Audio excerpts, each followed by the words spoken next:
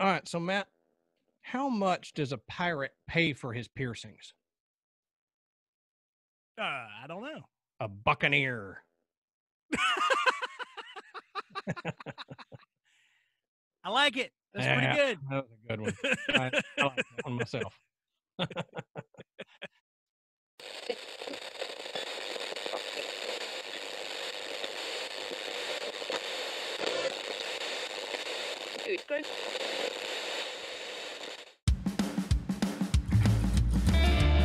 Good evening, everybody, and welcome to the Graveyard. Thank you for joining us tonight. My name is Adam. And my name's Matt. Now, pull up a tombstone or settle into your casket and get comfortable because this is Graveyard Tales.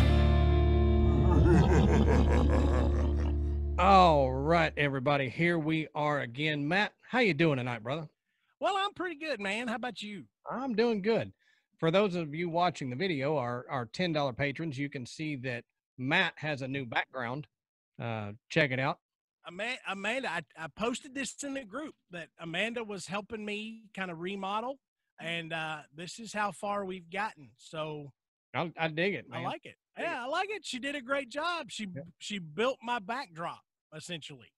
Not essentially, she totally did it. It's almost too professional looking for our dumbass. Hey, I'm telling you what, if quarantine has had any positives, it has improved our construction skills. Right.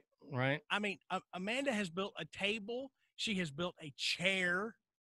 I mean, and they look good. I mean, they're out on the patio. I mean, people show up and I'm like, Amanda built this chair. Yep. Like, what do you mean? She built it from scratch. She bought the wood and built a chair and then built this table. It's funny. It's amazing. We did basically the same thing. We built that cinder block bench out back,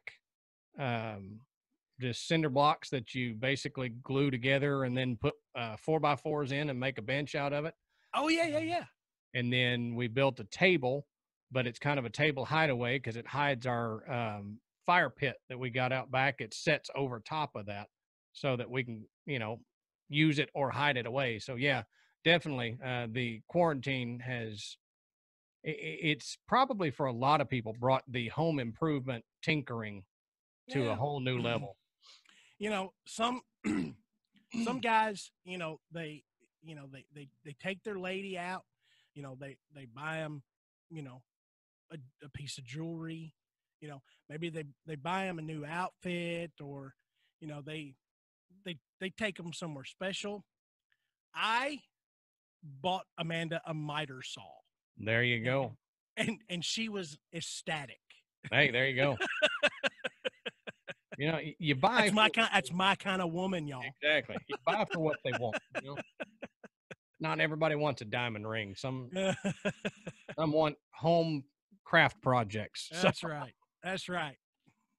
So real quick, we want to direct y'all to podbelly.com. Go check out the Podbelly Network. You can find other shows to listen to, or you can find ways and new ways to record a podcast and get yourself going. We have been seeing some new reviews pop up. So thank you for the new reviews. If you have not given us a review, please do that.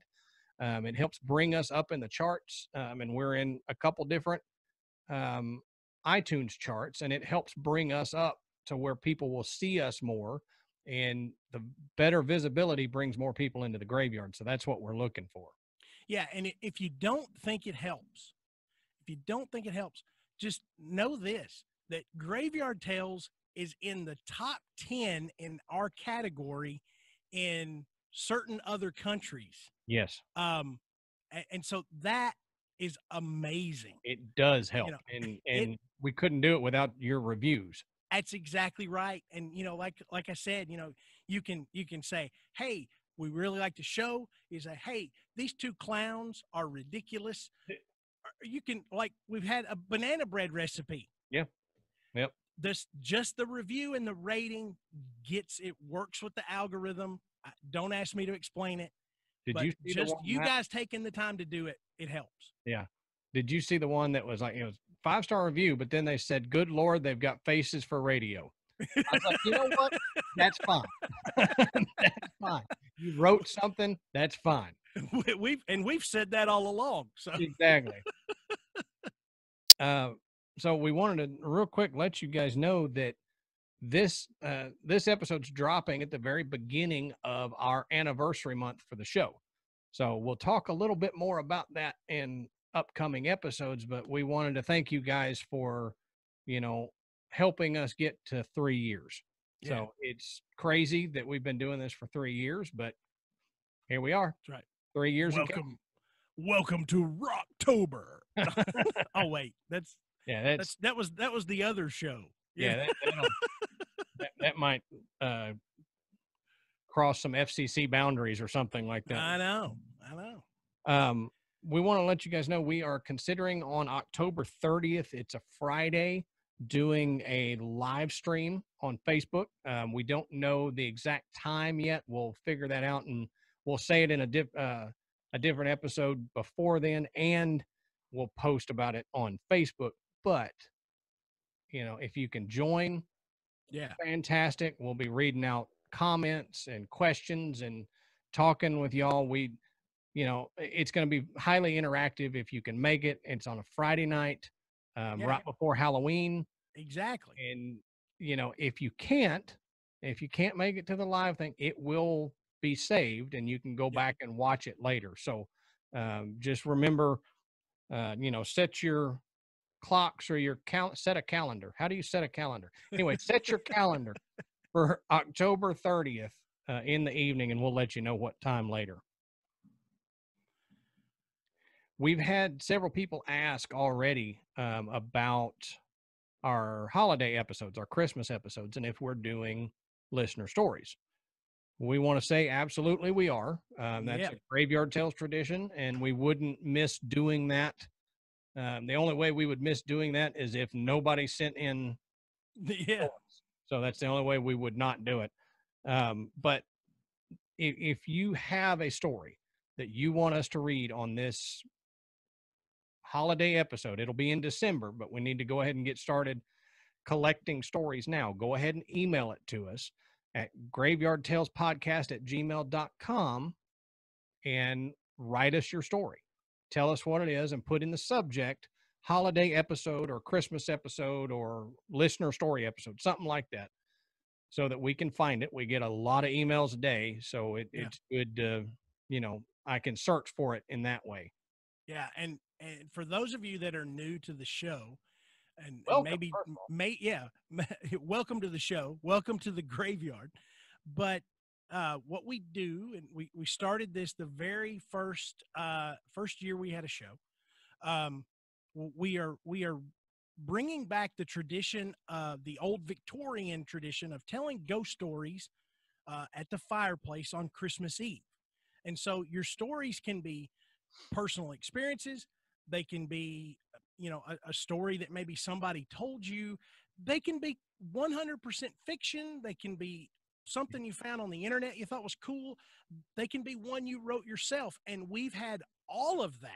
Oh, yeah. And you guys were amazing this past Christmas. I mean, we were just inundated with awesome stories. Mm-hmm. I think last year was the best Christmas show we had done. Yep. And we would love to try to top it again this year. So yeah, I mean, please, get those stories in and, give us enough that we got to make it a 2-parter. I mean, we'll do them. Yeah. So we'll do a 2-parter for that one if you guys send in enough stories. And speaking of stories, we've got some new friends and we would like to point you in the direction of their show. And if you're looking for some extra scares this Halloween or anytime really, then you need to check out the horror podcast Scared to Death. They've got over 50 hours and counting of demonic possessions, hauntings, shadow people, black-eyed children, alien abductions, and a whole lot more. And as horror lover Dan Cummings, he likes to try to scare his wife Lindsay with these 2 new supposedly true tales each week. So it's very fun to listen to, and you need to go check it out. Yeah, and Lindsay tries to get back at Dan by coming up with even scarier stories, and they share at least 2 listener submitted encounters of the paranormal, um, which is often the scariest part of the show. So if you're really needing a little bit of extra scare when you get done with Graveyard Tales, check out Scared to Death. They have new episodes every Tuesday night that they drop right before midnight Pacific time. And you can find them anywhere that you listen to podcasts, and you can also watch their show on YouTube. So go check them out. Like I said, new friends to the show. So go check out Scared to Death. Right. And as they say, get scared to death. So on that note, Matt, ours isn't really scary per se this week, but why don't you tell us, what are we talking about tonight, Matt? Okay, so tonight, like Adam said, what we're talking about is not really all that scary, but it is fascinating. I mean, it's one of these topics that if you don't know a lot about, you've probably heard it or you've seen the movie, and you're just like, well, that's kind of crazy. But it is. And we've actually touched on this in the other episode. And I went back and listened to it. And we did say, hey, we can make an entire show just about this. And we've had people ask us directly for this topic. Yep. Well, here it is. We're making good on our promise. Tonight, we are going to discuss the ins and outs of the Philadelphia experiment. Oh, yeah. That's going to be a good one. And so if you're unfamiliar with this, then you're going to love it. and if you've heard of it or if you've read any books about it, because there's a ton probably out hate there. this. No, you may hate it. It's going to be a snooze fest. No, you're going to enjoy it because we may touch on some things that you hadn't heard, because there is literally a ton of information from, did this happen? Is it a hoax? It really happened. The government knows how to do this. And it's just like your mind is just going, whoa. So we're gonna hit it pretty hard tonight. And this is going to be a fun one. I mean, this is one of those topics that, it goes in every direction. So, oh yeah. So let's rock and roll. So tell us, Adam, tell us about the Philadelphia experiment. All right. So the Philadelphia experiment is a supposed military experiment that was conducted by the United States Navy on October 28th, 1943 in Philadelphia, Pennsylvania. And as we always say, go check out our links in the show notes. You can find links to our sources, and you can see where we got the information, and you can maybe do a little bit deeper dive than what we had time to do here. Well, the ship that was involved in the experiment was supposedly the USS Eldridge. Now, this story originated from Morris K. Jessup, and he had a book that was published about unidentified flying objects after receiving 2 letters from a Carlos Miguel Allende in 1955. Now, Allende claimed to have seen a secret Second World War experiment conducted at the Philadelphia Naval Shipyard. Now, Jessup dismissed Miguel's tales and kind of labeled him as a crackpot in the beginning. And the Philadelphia experiment was also featured in the book Invisible Horizons, 2 Mysteries of the Sea, written by Vincent Gaddis in 1963. So this story has been around a lot. Oh, yeah. The story was popularized by Charles Berlitz, who wrote a book on the topic in 1979. The tale was adapted into a movie, The Philadelphia Experiment, which was directed by Raphael Stewart in 1984. The version of the story portrayed in the film was supported in 1990 by Alfred Bielek or Bielek. I'm going with Bielek. Bielek? That's what I called him in the past show. So we'll stick with Bielek. I've heard it pronounced about 3 different ways. So that's why I've heard Bielek, and Bielek. Yeah. And I don't know which one's actually correct, but he was a self-proclaimed survivor of the Philadelphia experiment, and Matt will talk about him a little more. Oh yeah, a little later. And he's a character. Yeah, and Matt's got a surprise Patreon episode for us that'll come out pretty shortly after this episode that goes a little further into him. So, what actually happened? Now, this comes from wearethemighty.com, and it says, according to legend, on October 28th, 1943, the USS Eldridge, a Cannon-class destroyer escort, was conducting top-secret experiments designed to win command of the oceans against the Axis powers. The rumor was that the government was creating technology that would render naval ships invisible to enemy radar, and there in the Philadelphia Naval Shipyard, it was time to test it out. So witnesses, some say several hundred people actually, claim an eerie green-blue glow surrounded the hull of the ship as her generator spun up. And then suddenly, the Eldridge disappeared. The ship was then seen... What? Go. I'm just chuckling because you're like, the way you said that, I love it. It says, the Eldridge disappeared. Yeah. It's a ship. Right. It's a ship. I mean, it's a whole dadgum ship, and it vanished according to these hundreds of witnesses. Yeah. Google search the USS Eldridge and see how big it is. Yeah. It's huge.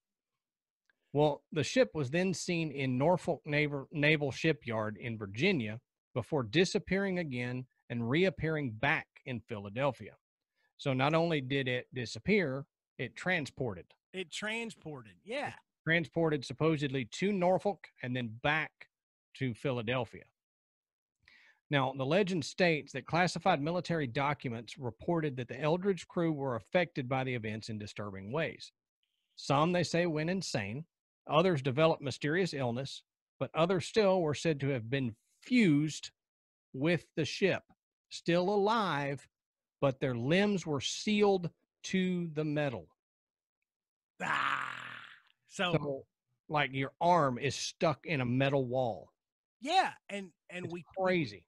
We talked about this particular thing in our time travel episode, where if we're theoretically believing that time travel is possible, and you're thinking your molecules have to be broken down and then reassembled where you go. I mean, you're not just like, it's not like getting on a train and being like, take me to 1927, and then you show up.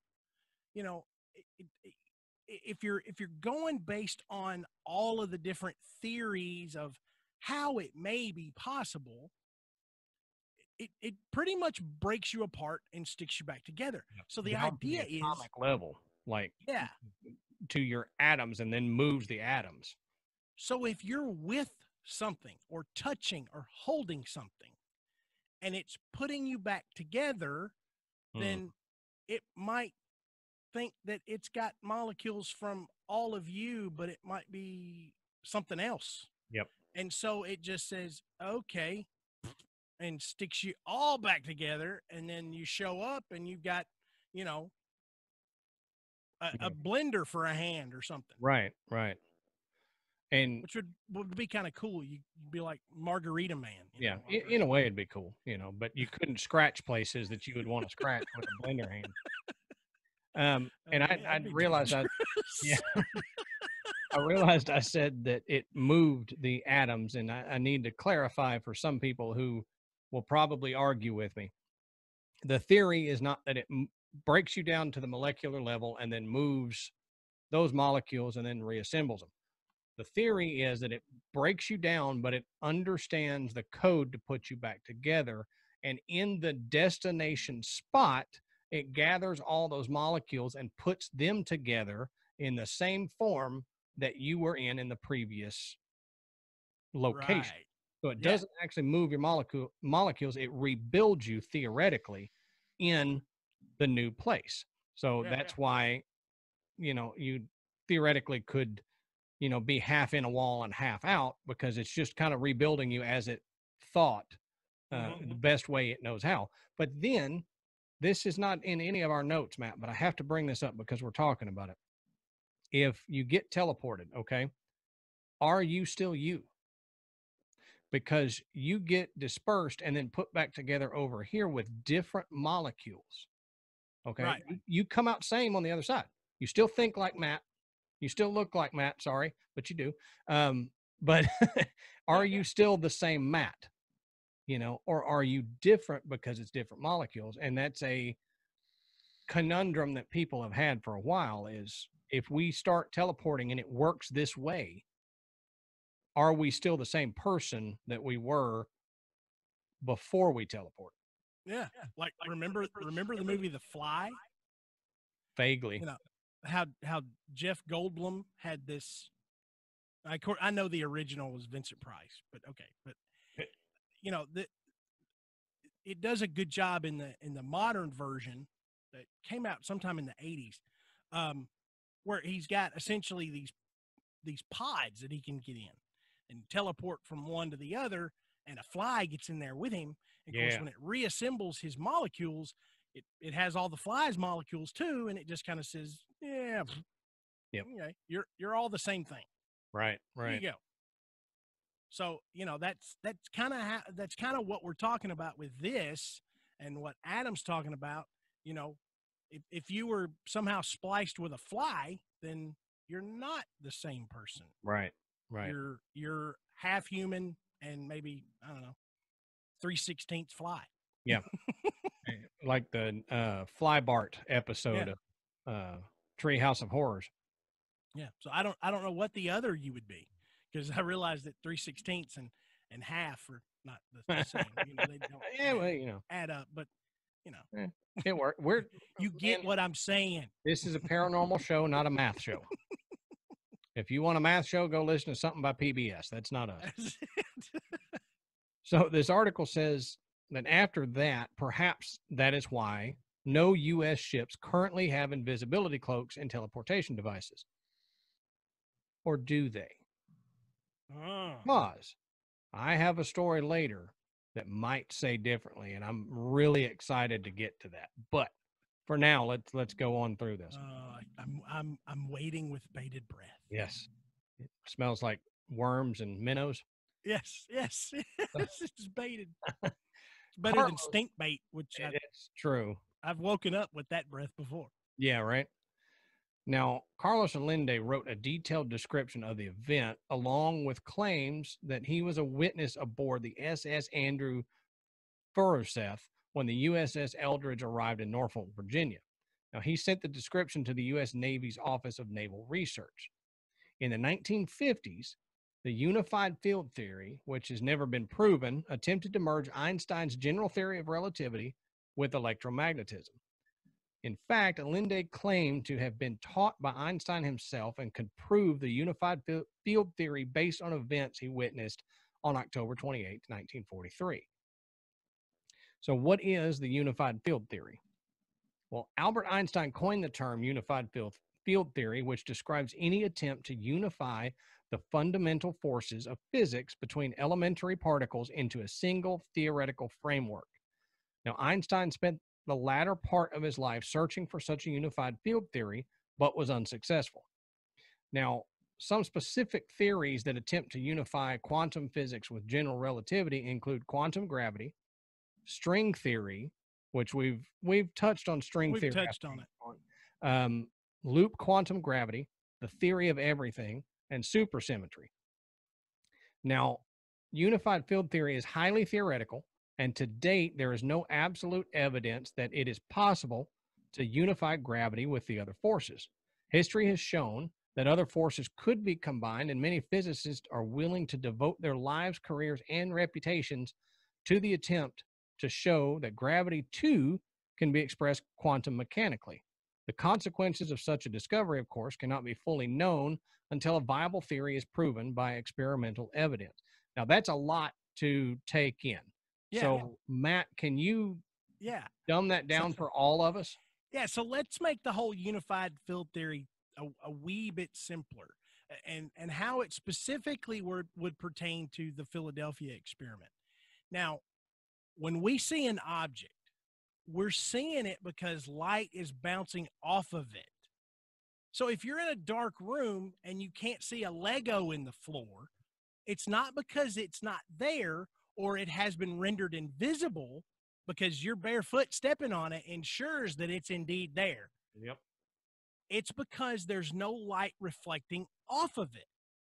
So if you shine a light on it, you see it, and then cuss that the kids can't pick up their toys. But what if there was a way to bend the light so that it did not hit and reflect off of the Lego, but instead it went around it? So theoretically, if it reflected no light, we would not see it, thus rendering it invisible. Right. Now, again, this was Einstein's unified field theory. Okay. This is just a theory. We don't know that that's what would happen, but, based on the theory, that's what would potentially happen. Right. So that kind of makes it, well, it made it simpler for me. I mean, some of you guys might be going, you guys are so stupid. Yeah. Well, I'm like, look, this kind of stuff, when I started reading about unified field theory, I'm like, oh, geez, Yeah. Well, and, think about it in the way Matt explained it. Think about astrophysics. We can't see a black hole and we can't see things past a black hole, right? Yeah. But the gravitational field of the black hole actually bends light around it, and we're Right. able to see universes and stuff past it because gravitational lensing causes the light to bend around and come around to where we can see it. We're not Right. seeing through it, but we're seeing what's behind it because it lensed around. So in a way, that's kind of this unified field theory that Matt's, Yeah. talking about, bending the light around something. And that's what, when people talk about invisibility cloaks and stuff, it's not really that you're rendering invisible. It's you're seeing, projecting what's behind the object in front of the object so that it looks like the object's not there. Mhm. And that's basically what we're talking about in this, is that they were trying to figure out a way to make the USS Eldridge invisible to ships. And, so they didn't get bombed or shot. And so Right. they were trying to bend the light in a way that you saw what was behind it, and instead of seeing it. Right. So that's, and like Adam said, that's what they were trying to do, is to make the ship invisible, or at least appear to be invisible. But according to the story, they did so much more. Right. Not only did the ship disappear, it teleported to Norfolk, Virginia, Mm-hmm. which, that wasn't in the plan. Yeah, it wasn't in the theory. At least according to what the story says they were trying to do. Right. Quote unquote. The official theory of it. Right. So let's get back to Jessup and Allende. Allende claimed that he saw the Eldridge disappear from the Philadelphia Naval Yard, and he further insisted that the U.S. military had conducted what he called the Philadelphia experiment and was trying to cover it up. Jessup was then contacted by the Navy's Office of Naval Research, who had received a package containing Jessup's book with annotations claiming that extraterrestrial technology allowed the U.S. government to make breakthroughs in unified field theory. Now, this is one of the weirdest details. The annotations were designed to look like they were written by 3 different authors. One, possibly extraterrestrial? Well, according to Jacques Vallée's article for the Journal of Scientific Exploration, Jessup became obsessed with Allende's revelations, and the disturbed researcher would take his own life in 1959. It wasn't until 1980 that proof of Allende's forgery would be made available. Yeah, so essentially the annotations were from Allende and a Mr. A and a Mr. B. Right. But as they continued to investigate the Mr. book, A was alien. Just right. I don't know. Mr. Alien. But they were saying that it looked like all of the annotations were in the same hand, maybe using a different pen or maybe trying to disguise handwriting from one to the other. Yeah, um, so once they kind of figured that out, then it became obvious that this was a forged piece of work, right? In an effort to facilitate the idea that this really did happen and that the government had this technology and were hiding it essentially, and had created this big cover up to cover up what they had done. Right.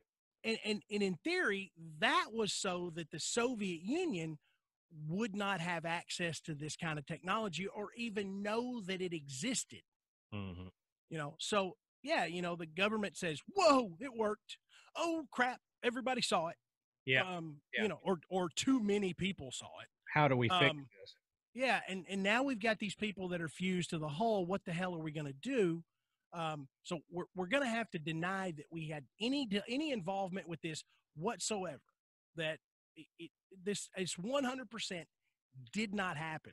Not oh, it was this or oh, it was that. That the Navy just kind of said, yeah, we don't know what you're talking about. Right. And you get that answer a lot when you before things become declassified. You get the, I don't know, that didn't happen. I don't know what you're talking about. Well, you start talking about it, and sooner or later, you're going to get a question that it's going to trip you up. You're going to say something that contradicts something you've said before, or it's going to cause you to inadvertently reveal something that you didn't mean to reveal, which is just going to prompt more questions. So, I get it. Let's pretend for a minute that this is 100% real and it absolutely happened.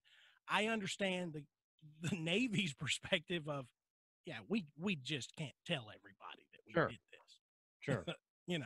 Okay, so now that you know what the experiment was, how the story had perpetuated itself, throughout the years, and it built into what it has become. There's another key figure that Adam mentioned earlier in the story of the Philadelphia experiment, and his name is Al. What did we decide? Is it Bialik? I can't go with that. Yeah. We're going with Bialik. Okay, so Al Bialik, he, like I said, man, this guy is a character.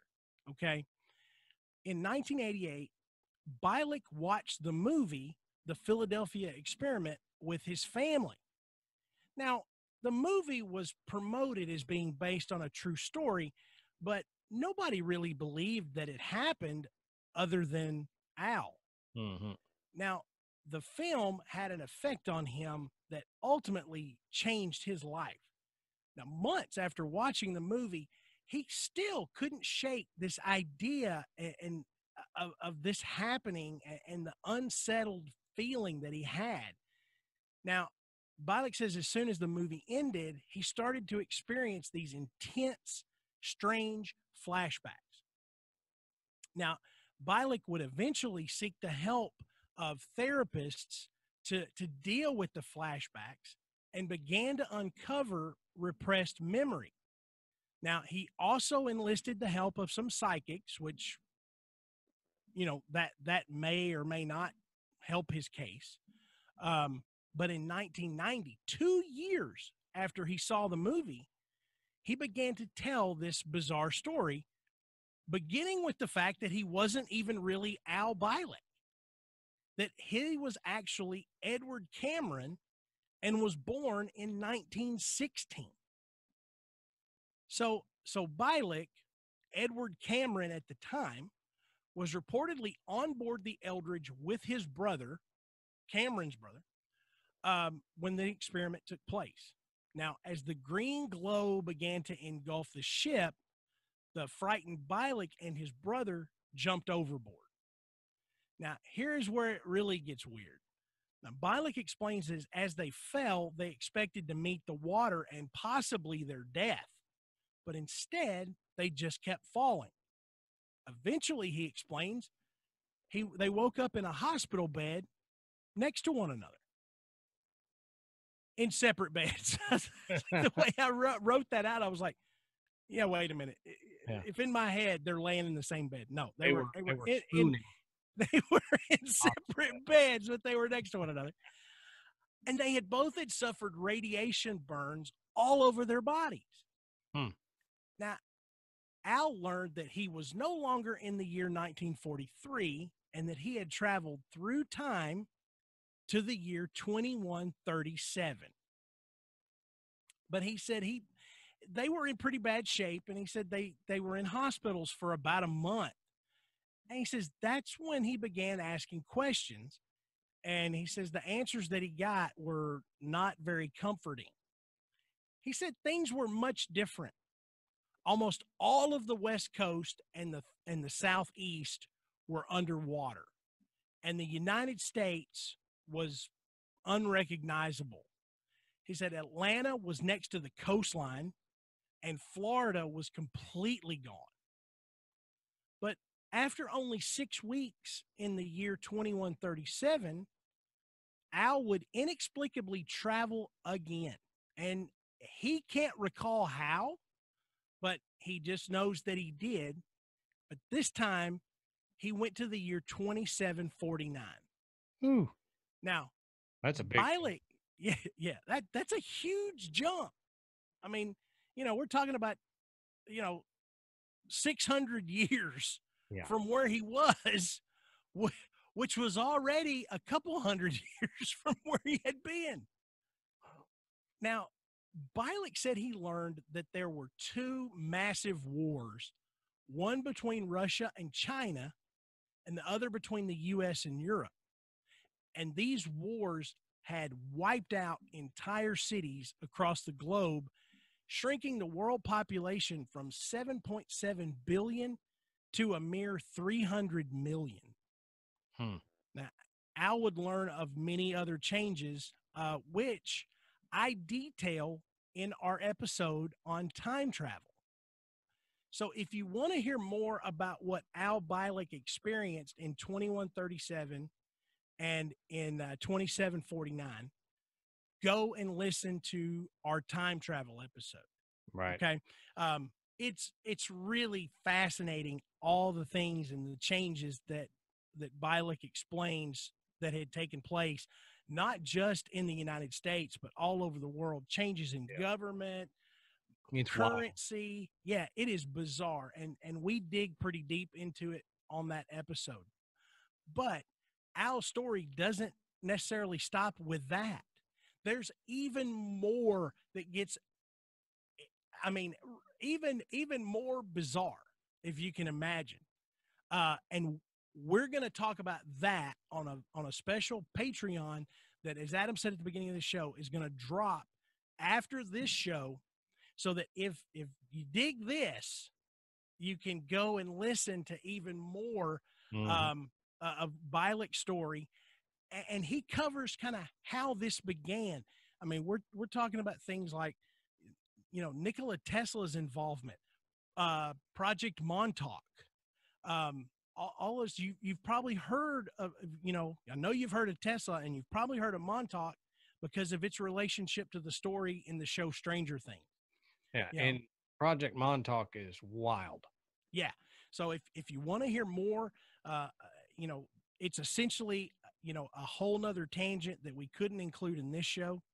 But check out that Patreon episode after this one drops. So, we've thrown a lot at you. So this whole idea is that the government was working on a way to make a ship invisible to other ships and to torpedoes, and somehow came up with technology that would teleport a ship from Philadelphia to Norfolk. And the story has survived, even though it seems absolutely unimaginable that this could have happened now, much less in 1943. Right. So Adam, let's touch on some theories about what people say could have really happened. All right. If we can't get our heads around the idea that not only was the Eldridge rendered invisible, but it actually traveled, through time, ending up in another location, and then came back. What do we think might have happened if anything happened at all? Okay.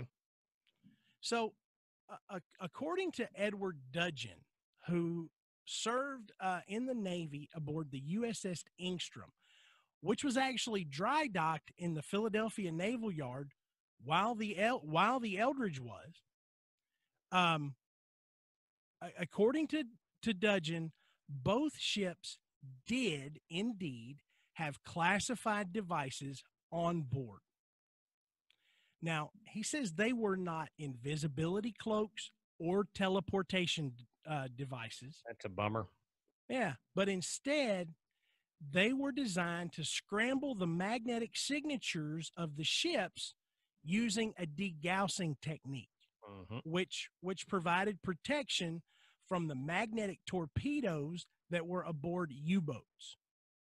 Now, if you've heard that term degaussing, it's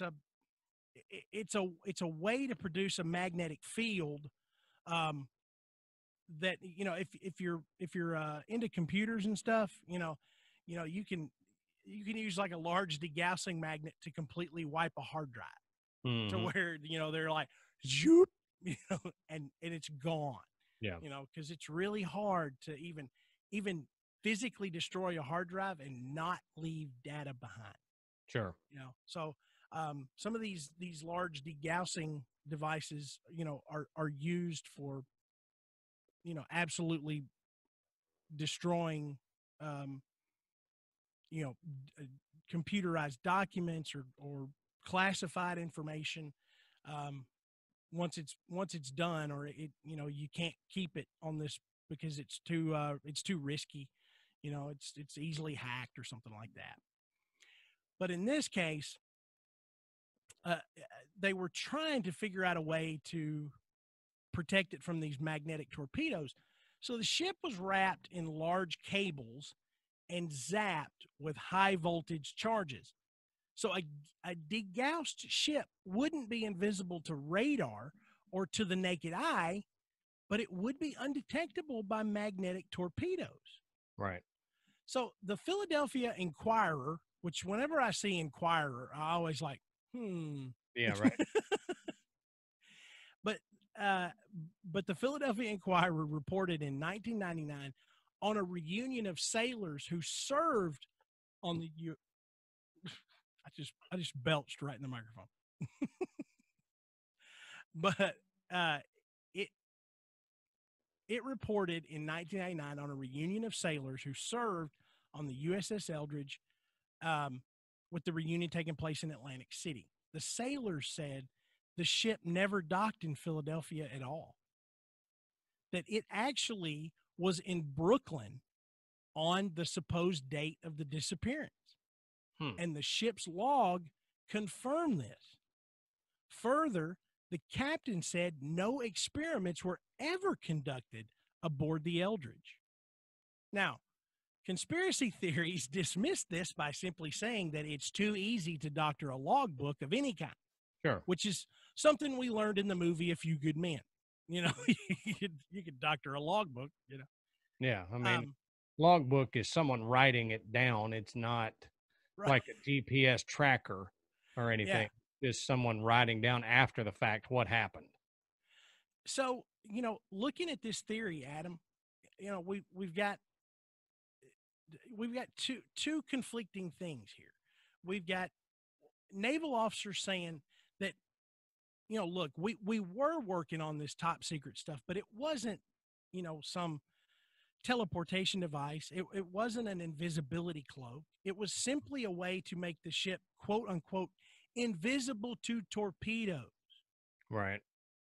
Like this, not even the stealth bomber technology. I mean, it wasn't even because the stealth bomber came out the following year, like in 1944.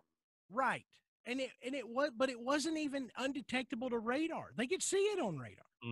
But when they launch one of those torpedoes from a U-boat, it's finding a magnetic signature, and it's going that direction.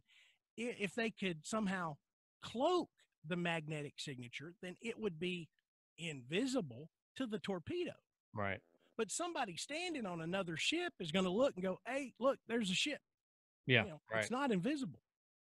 But then you get this conflict from people that actually served on the Eldridge saying none of this happened at all.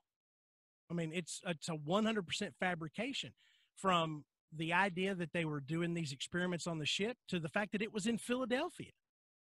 Then they're saying, hey, we got a logbook that says it was in Brooklyn, and we can remember that it was in Brooklyn. Yeah. Oh, okay. And I mean, for a little bit after 1943, I could see them holding that up if they were working on the top secret technology and they didn't want it getting out. They could say, yeah, sure, we weren't even there. Don't know what you're talking about. Even if it's not this teleportation, time travel, invisibility thing, if it's just that top secret degaussing of the ship, they don't want any of the Axis powers knowing that they're working on that. Right. So I could see them changing logs and telling people, no, we were not there. You say we were here doing this. We weren't there doing this test. So Yeah. I could see that both stories could be theoretically true, because they would change the logs to say, no, we were out in Boston or in Brooklyn or whatever, and not in Philadelphia, but they actually were in Philadelphia. They were working on secret technology, just not the secret technology that Allende says they had. Yeah. But we're talking about 1999. Right. I mean, would it not way afterward? Would it have still been protected? I wouldn't think so. Yeah, I wouldn't either, because it's like we would have now. Would we have moved on beyond teleportation technology? No. Right. And if that was the case, then yeah. But I mean, I think if it's truly just a as according to Dudgeon, a device that would hide its magnetic signature, then why would that be protected now? Mm-hmm. But conspiracy theorists have an answer for that too, because of the trauma that was experienced aboard the Eldridge when it reappeared. All of the crew were brainwashed, by the government, so that not only would they not recall any of the horrors that they would have experienced when they came back, but they couldn't give it up. Mm-hmm. They couldn't be, tortured into talking about it, or slip up and say something to the press, or go home and tell their wives or their girlfriends or their kids when they're, and then all of a sudden the story's out. So it's kind of an easy explanation, but it's not one that we haven't seen before. I mean, it's, debriefing sometimes means brainwashing so that you can't talk about it. Exactly. Now, let's talk about the green glow that was reported around the ship. Now, How Stuff Works suggested that the green glow that was reported by witnesses that day could have been explained by an electrical storm or St. Elmo's fire. St. Elmo's fire. Which is more than a really good 80s movie. It's an actual weather phenomena in which plasma is recreated in a strong electric field, which gives off this bright glow, almost like fire. They say it would happen on ships' masts sometimes, at the top of the mast, during like pirate days or whatever. If they were, sailing through a storm, that sail would pick up that charge, and you would see St. Elmo's fire at the top of the mast. Yeah. I can see St. Elmo's fire burning in me. There's people out there like in their 20s going, what the hell are they talking about? And we're going to have to cut out both of us singing, because it'll just detract from our listens. That's right. They're like, don't listen to this show. They sing and they're terrible. You don't want to hear it. Now let's talk about another theory. There was an idea that somehow the Eldridge was able to get from Philadelphia to Norfolk the old-fashioned way. It Walked. it walked there. It traveled there. It Yeah. just went there. But how? How could it do that? Well, the inland canals connect Norfolk to Philadelphia that would allow a ship to travel between the two cities in a few hours. Now, these canals were off limits to public or commercial vehicles, so it was reasonable to expect that a clear pathway um, between the two cities without any potential witnesses that could claim they had seen the Eldridge around that time would be possible. That's what I was about to ask is, okay, if you're going through there, what about people not necessarily in boats, but on the shores? Would there not Yeah, be somebody on the shore? That's a big boat. You that's don't right. think anybody's going to see that from, I mean, what, a mile away, even on the land? If you can see the horizon up to that point, you're not going to see this weird, battleship coming down the canal and you're going, what is going on? And that's I kind of thought that too, Adam, because we're talking about 1943 on the east coast of the United States. We're not talking about, rural Wyoming or Montana, Right. where maybe a few buffalo saw the Yeah. shit, but they ain't talking. Right. We're talking about, a canal that would run from Philadelphia to Virginia. I mean, you think grab a map, take a ruler, and just draw a straight line from Philadelphia to Norfolk, Virginia, and then look at that, and then see where it would pass, even Mhm. if it's going to be curvy and wavy. See where it would go, and you tell me that during a 6-hour trip, nobody would have seen a Exactly. dadgum, battleship essentially Yep. Cannon class. traveling Yep. along this inland canal. And somebody would go, why is there a battleship in the canal? We know that no boats are supposed to be there. It's off limits. So why is there a boat on the? Yeah. So either way you look at this theory, I think it's I think it's dumb. I mean, Yeah. because it would have taken 6 hours. Yeah. I don't I like mean, it. So 12 hours total, 6 to get to Norfolk and then 6 to go back before somebody saw it back in Philadelphia. yeah. So So the next day, potentially. you know what happens in 12 hours, right? A whole lot. Sunset. Yeah. So it would be probably dark when the Eldridge would make it back to the harbor in Philadelphia. Right. And so And how many that people kind are of, going to see it then? yeah, that kind of kills the whole idea of, oh, it's back. Mm-hmm. Well, the whole thing is oh, it's going to come back quickly. Yeah. Several know? hundred witnesses said it came back quickly, Yeah. supposedly. So I even if you think that this is a hoax or it never actually happened, the idea to say this is how they pulled it off sounds far fetched at best. Yeah, that's a Somebody bad would have seen something. Mm-hmm. So I don't think this was how they would have done it. I don't think this was even plausible. I think this was just kind of pitched out there. But it is a theory, so we're going to talk about it. We talk about the dumb theories just like we talk about the good ones.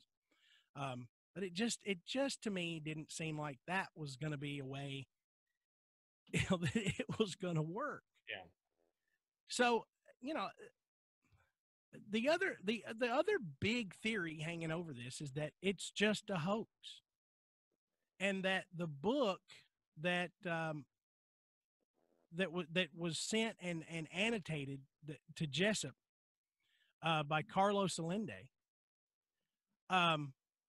was just a way to push this hoax or this legend even further, to really add some depth and breadth to this idea that it really happened and the US government had this technology and still has it.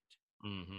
And even this idea that, when you talk about the book and the idea that Mr. A was an alien, that it was technology that was given to them by aliens.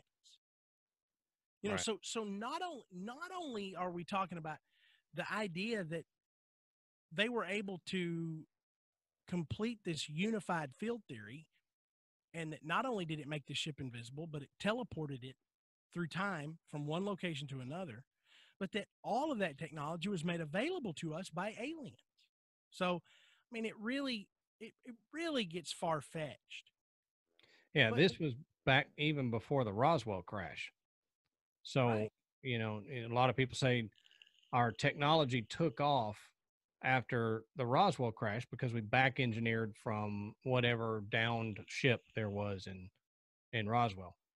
Well, if we would either have to get this directly from an alien being that says here's the technology, play around with it, or there was another crash that we confiscated the technology from that we then back engineered it to work. Yeah. So I don't know.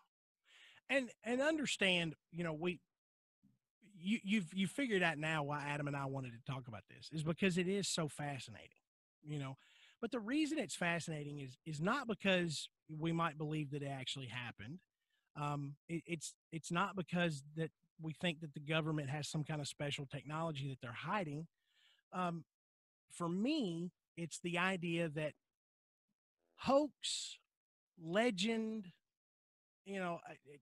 something just propaganda, just thrown out there and go, look, let the people chew on this so that they don't really know what we're working on. Mm-hmm. Whatever you may think, it's the fact that it has grown and persisted for decades. Yep. I mean, we're coming up on 80 years worth of this story. Now, fair enough that the story really didn't grow legs until sometime in the 70s. This it kind of just was under the surface from 1943, for the next 20, 30 years. Mm. Um, you know, so the book that Jessup wrote really kind of brought the whole story into the forefront. And Right. that's kind of where it took off. But even then, if we're talking about, a story from the 70s, it's still around.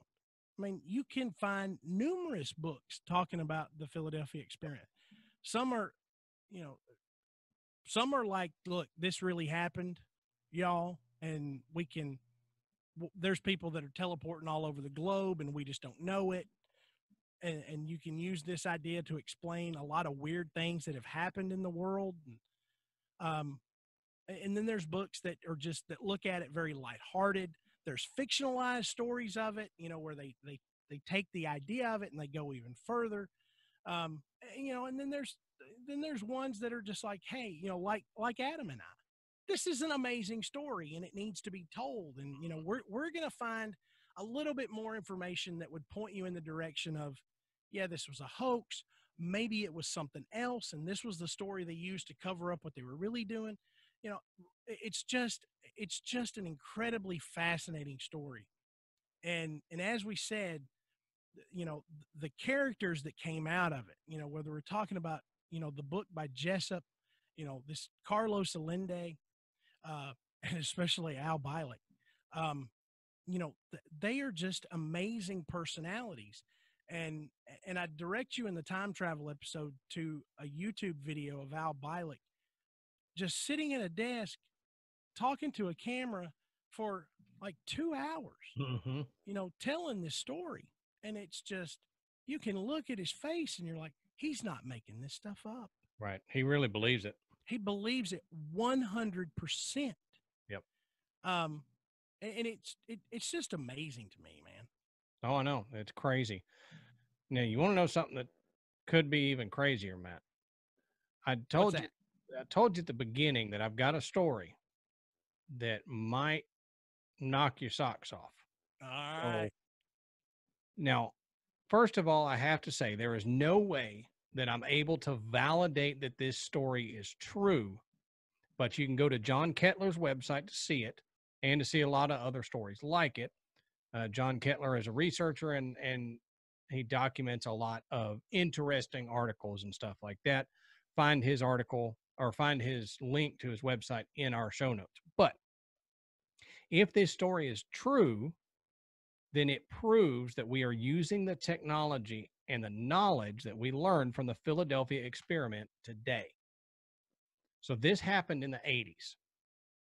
There was a U.S. aircraft that remains unnamed, and it was being pursued by a Soviet spy trawler, a fishing boat that was outfitted with Soviet spy technology. And they do that all the time. I mean, the Chinese government still does that today, Yep. where they get an undescript fishing trawler and they deck it out with spy gear so it can get into waters that a spy ship could not.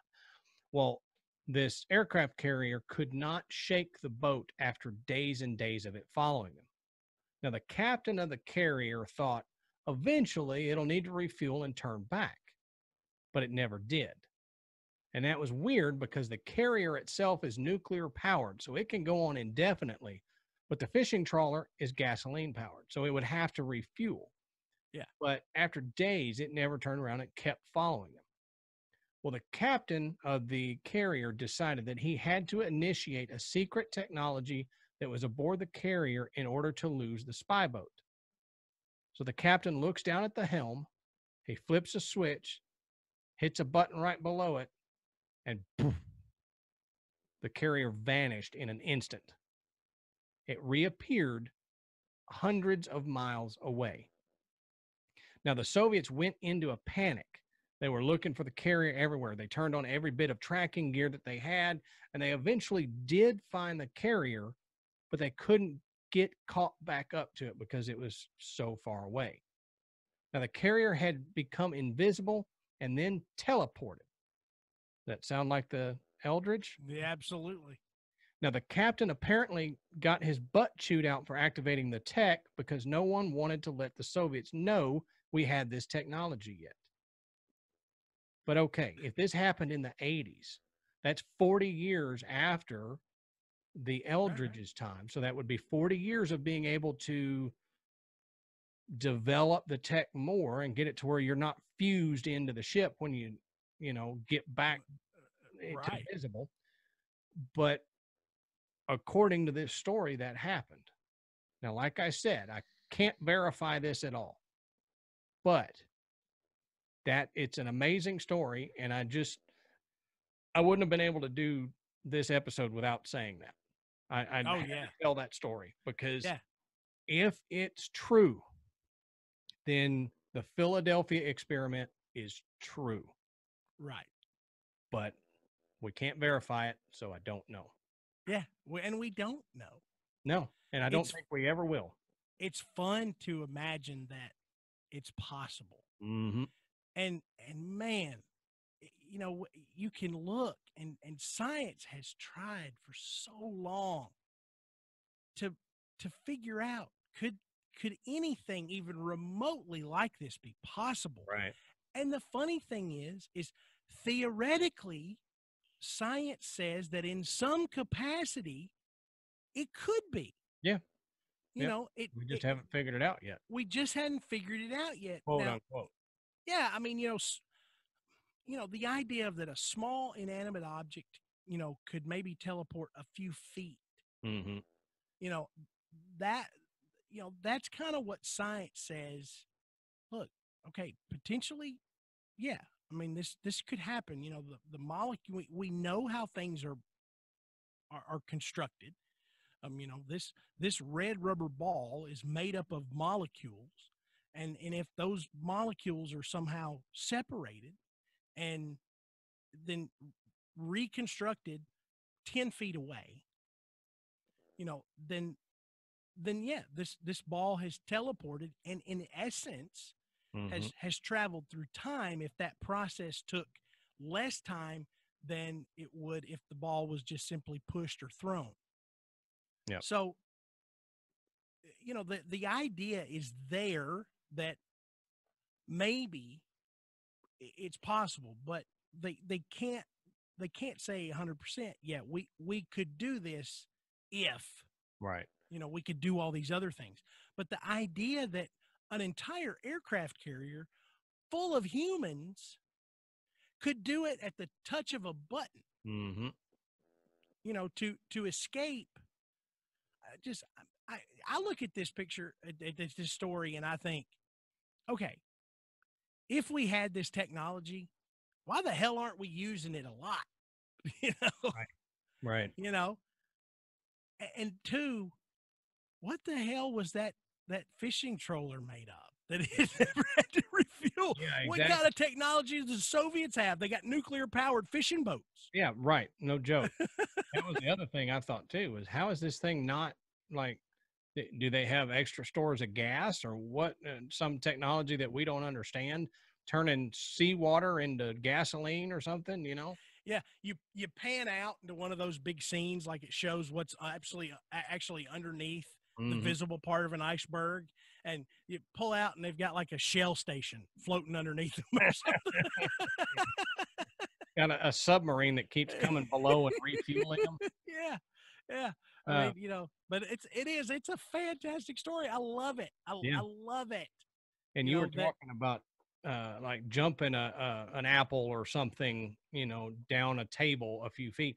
Um, we'll probably touch on some of this on next week's episode, which you'll find out what that is later. But, you know, we know, or we theorize, because we've kind of observed it happening on the quantum level, that you get small enough and the particles really small don't really obey our laws of physics, and they can Hmm. be in two separate areas at the same time, right?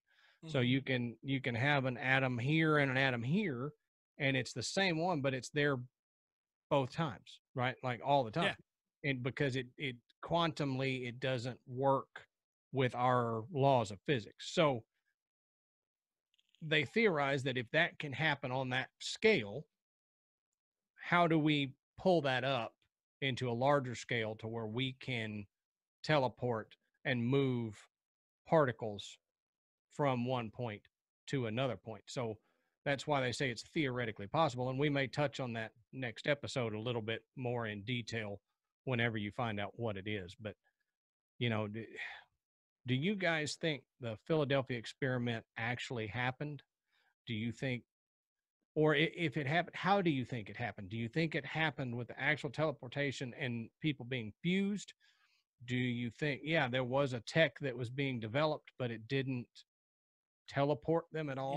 yeah. It wasn't this. Right. What do you guys think? Let us know, email, Facebook group, call us and leave a message. Yeah. Um, we want to know what you guys think, because Matt and I are still kind of on the fence about this, and I haven't heard anything one way or the other that's made me say, oh no, it's a hoax, or oh no, it was actually legitimate and they're covering it up. Yeah. I really believe that there's something in the middle, Yeah. you know, Yeah. from it being a 100% fabrication to being, hey, they just teleported a daggum battleship from Philadelphia to Right. Norfolk. Somewhere in the middle, I think, is where the truth lies. But the thing is the truth may be crazier than what we really think. Right. And that's what would be really cool to know. Um, but like Adam said, let us know what you think. And the best place to do that is in our Facebook group. We're adding new members to this group every day. And Mm. we've got some of the best listeners out there. Look, you get in the group, you're going to find, discussions of weird occurrences. You're going to find people recommending books and TV shows that follow along with the same stuff that we talk about on the show. You're going to see some jokes and some humor, because everybody loves Adam's dad jokes, and we get a lot of, it's just a lot of fun. And the coolest thing is it's a safe place. Oh yeah. You come in there, you want to share something bizarre that happened to you, or some crazy story that your grandfather told you from, back in the 1950s, something like that. Yeah, I mean, here's a place to show, and nobody's going to bash you. Nobody, everybody just wants to hear those really great stories. And so this is a good place to get. And while you're doing that, you can slide over to our website, which is graveyardpodcast.com. And on our website, you can listen to the show. You can find out a little bit more about Adam and myself. You can find links to purchase Graveyard Tales merchandise. And if you're watching the video, you can see I am wearing my brand new 8-bit Graveyard Tales Skull Mike shirt. I just got it yesterday.